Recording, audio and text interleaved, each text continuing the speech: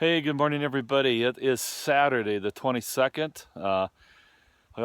As you know, I took the zero yesterday. By the time everything got done, um, I kind of wanted to give the steroid cream some time to hopefully abate some of the itching. And it's amazing how fast it started working. You know, sometimes over-the-counter stuff is good or it's good enough, but this time it really required a prescription intervention, and I'm glad I took that extra day.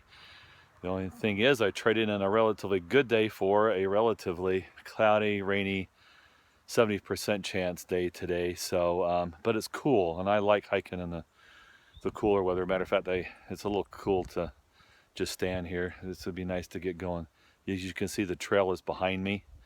This is up at Shippensburg, that parking lot. Now we're northbound, and my understanding is it's going to be a pretty nice trail for an old guy today, all the way to the Iron Master's mansion. It's about 9-ish, not quite 9, maybe 8, 9 to get there today. And it's 10 o'clock, 10:15 by the time Four Seasons, who we've also nicknamed Vivaldi. And if you don't know that reference, then there's an old Italian composer called Vivaldi who wrote some music called The Four Seasons or I Quattro Stagioni. And I don't know, in 1890s, 1880. I don't, it's a long time ago, but it's classic. You hear a lot of his music in movie scores a lot of times. So anyway, so we started calling him Vivaldi. So anyway, it's Four Seasons, but he's ahead of me. He needed to wait for the post office to open up this morning to get a new pair of boots for the rocks, and so we're both getting a little bit late start. But I've got plenty of time today and plenty of good terrain, and I'm looking forward to today's hike with you. And anyway, let's get started. I do have a story to tell, so let me turn the camera around and we'll walk and tell it.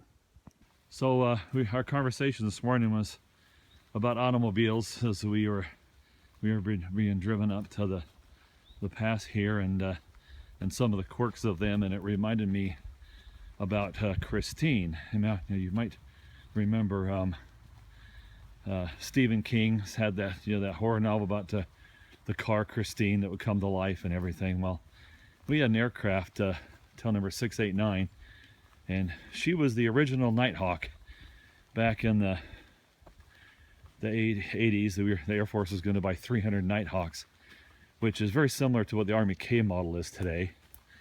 That the probes and the wings and the external tanks and rocket pods and all that kind of cool stuff, advanced avionics, and the rescue mission changed. It kind of went away, and with that, the need for a new helicopter. So the Air Force canceled the buy. Well, Christine was an H-60 that had been modded to be the Nighthawk. Well, so then the 60 configuration the Air Force owned at the time was 10 H-60s, and so they had demodded them. So she got demodded back to a basic helicopter, and then the Air Force took the 10 that it had and kind of did a cheap version of the Nighthawk. They called it the Pave Hawk, and put the rescue hoist on it and refueling probe, and then started working on the avionics over time, and we created the Pave Hawk, and we ended up eventually with about 100 of them after the mission got redefined again and rescue came back,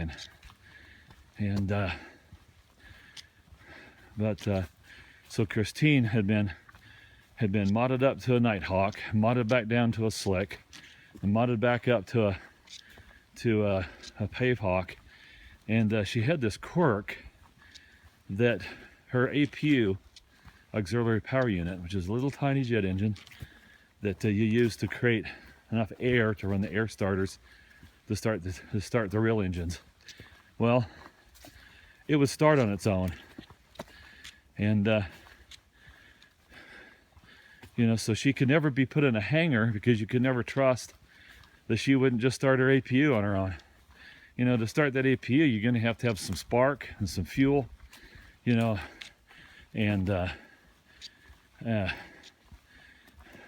something to release the hydraulic pressure, and they never could figure out what would what was going on sequence-wise and at fault or shorting, and how it was shorting to get that start sequence done in the right order. But the maintenance guys will come in and go, who's running the APU out on 689? And everybody's like, nobody. Well, it's running. So we could never put her in the hangar. So she got the nickname Christine. So just a little humorous story for the morning. If I remember right, she was a good flyer. But she did have her quirks. She ended up out at Kirtland Air Force Base. It's one of the training birds, so she gets a lot of sorties on her, and there it's easy to leave her out. You don't have to worry about much inclement weather as far as like here in Florida where she started out. You'd have to worry about hurricanes and all sorts of stuff, but there it's a better place for her to be. But anyway, Christine. All right, what a nice hike I think this is going to be today. So some ups, some downs, I'm told.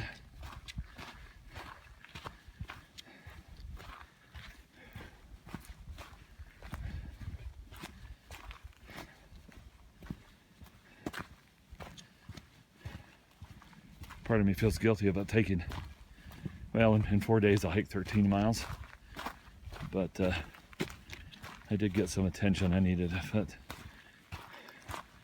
that rash had gone septic and it would look like it was kind of headed that way, there's not much opportunity to go to urgent care without doing something super crazy like calling 911 or something from somewhere and getting an ambulance ride. I'm sure that's way more expensive than what it would need to be to justify it. But anyway, all right. So, good Saturday to everybody. Hey everybody, I'm officially past the halfway point by about a half mile, but I haven't found that infamous or famous midpoint little display sign monument where you get to take photographs. I understand that they don't really move it around year by year based upon the halfway point, so I haven't seen it. Hope to see it so we can get a photograph of it here in a video, but for now I'm officially over the halfway point. All right. Hey everybody, just taking a quick break here underneath this National Forest Service kind of info sign. There's info on the other side. This side, it's designed lopsided, so there's a little more overhang here for the rain. So I'm just taking a quick break. Ate a granola bar, drank some water. Realized I had left one of my water bottles back at the either parking lot or in the lady's car that gave us a ride up today. But up at the Pine Grove Furnace State Park, there's a camp store, so I should be able to pick up another water bottle, no problem. Plus I've got the ever new pouch that I use to fill up it that I can get. And there's a lot of water sources actually today. And with the recent rains we've had, most of those are still flowing, so no problem there. All right, I'm about 3.5 miles in about an hour, maybe not quite that, maybe 3 miles in about an hour, and still past the official midway point, but haven't come up to the famous midpoint sign.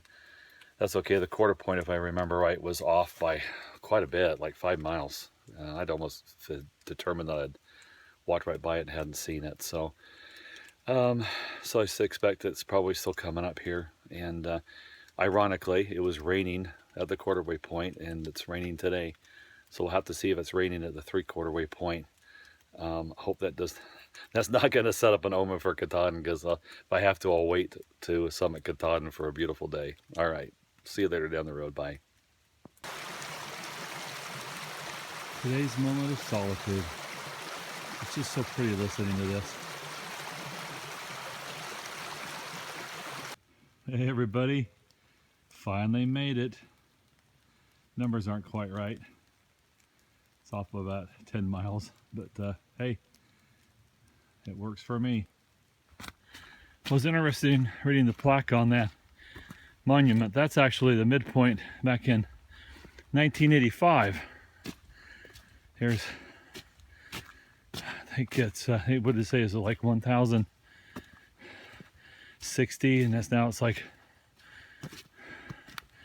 1,094 or something like that each way. But so it's off a little bit. We kind of knew that. It was the down near the parking area for I think Dead Woman's Trail is the midway point for this year. But it was nice to finally find that monument that's been there for a long time and photographed, and I still felt like it was significant enough to celebrate, since there's nothing else at the real midway point this year.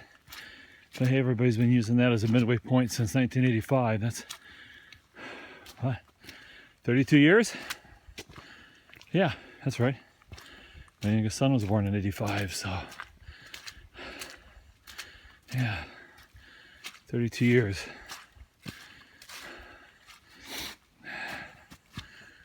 Oh, it was raining pretty hard there for a little while. I stopped into the, was it Tom something shelter there, and right before that midway marker, and had a lunch with some nice young men, a bunch of old scouting buddies that were now kind of growing up and are having lunch there in the pavilion. That's what I really like about the shelter areas in Virginia. In Pennsylvania here, the trail clubs have really done a good job keeping the shelter areas up and building these little pavilions over the picnic tables for days like today, so people can actually kind of get in and out of the rain for a while. And it was really coming down. It's kind of very cold rain. I stopped for some water fill up, and I had to put my rain jacket on, and even the whole time I was eating, I started shaking a little bit, so ate as fast as I could and got up and started hiking. Sometimes that's the only way to keep warm. But yeah, it's beautiful. See the flowers coming out and leaves coming out, and some pretty PA rocks up there. Gotta work on that. PA, not Pennsylvania. People like to refer to this state as PA. I'm from PA. Alright. If anybody knows why that's the case, I'd be curious in finding out. I say I'm from Indiana, not from IN. Or I'm from Florida, not FL. Now, SoCal people, right? Southern California, they have their abbreviations. Anyway, this is pretty. Thought I'd just share a little bit of it with you here, since it's not raining right now, so it doesn't get my phone too wet. I think I got about 3 to go to get to Pine Grove Furnace State Park. I'm going to stay the night at the Iron Masters Mansion Hostel. Since it's there, time's about right. It's supposed to rain again tonight. Of course, it's going to be raining for the next 7 days, so it's not like you're going to run out and escape it, but since the mansion's there and my timing for today is going to work out about right, why not? I did call and tell him I was coming, but it's also a weekend, so I'll have to see what it looks like. All right, everybody, I'm going to put this down and get hiking a little faster. Okay, everybody, this is Pine Grove Furnace State Park. Right down there is the general store. Okay, you can see the little flag flying there. That's where the half-gallon challenge is at. I got down there in time. I could have done that, except it's like 50 degrees right now and it's cold. So instead I had a nice cheeseburger and french fries. So I did not do the challenge. So I hope I didn't disappoint too many of you. I probably wouldn't have done it anyway. It probably would have made me sick. I'm talking right now from the balcony of the Iron Masters mansion here, and we are waiting for them to open, hopefully in a little bit. So very surreal today. Not surreal, very serene. Still just a little bit of drizzly rain, and yeah. Anyway, we're here. Very pleasant walk today. Enjoyable. So anyway, there we go. Well, I have a shower. I'm waiting for my opportunity to do some laundry. There's one washer and one dryer here, so, and a lot of people. So I paid for laundry. Don't know if it'll actually happen. So we'll see. A lot more people need it more than I do, since I just recently did some. Let's see. I found out that there was a sign for the 2016 midway point as well as 2017 midway point, and I missed both of them today.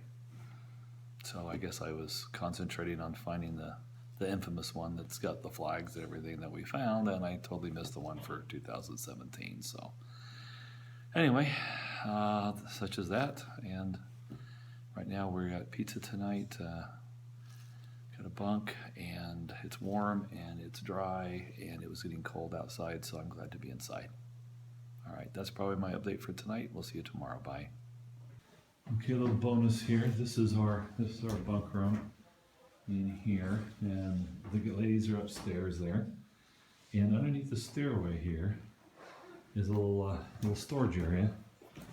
But there is a secret room in the floor. This is part of the Underground Railroad, where the slaves were able to secretly be hidden from those trying to chase them and take them back to their masters. Is that cool? Part of some history here.